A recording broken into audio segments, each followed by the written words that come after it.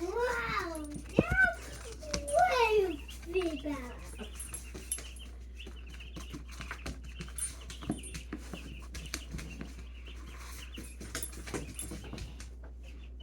Leave it.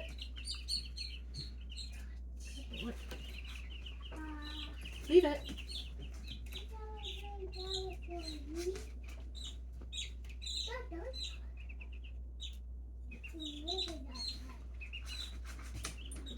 Leave it.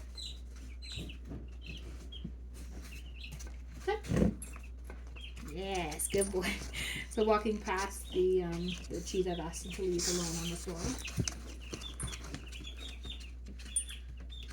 He likes to do. He does like a really wide berth around it. It's really funny. He's such a good boy. So I'm gonna throw all the food now. Leave it. Which is more exciting for the dog because they'll have an instinct to chase it. Good boy. And when we're practicing to leave it, sometimes he does just leave the area. Yes. Because I've taught him to move away from the food, and he's so sensitive that he's like, I'm just gonna leave the whole space. Leave it. Good boy.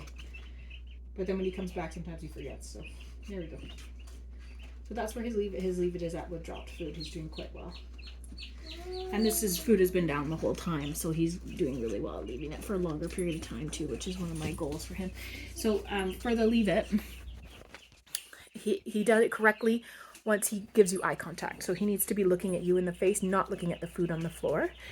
And then, I don't know if I mentioned this, but I probably have. I never release them to go eat the food on the floor. He has to leave that, and then you give him a treat from somewhere else as a reward. So that would be, I don't let them go get it because I usually use this for like, if you had dropped like Advil or something on the floor, or like chocolate, or you're on a walk and there's some garbage and you say, leave it. So what I want to see when you say leave it is that he turns to look at you instead of looking at the thing on the floor, because he's like, oh, that means I get my goodie for ignoring this thing.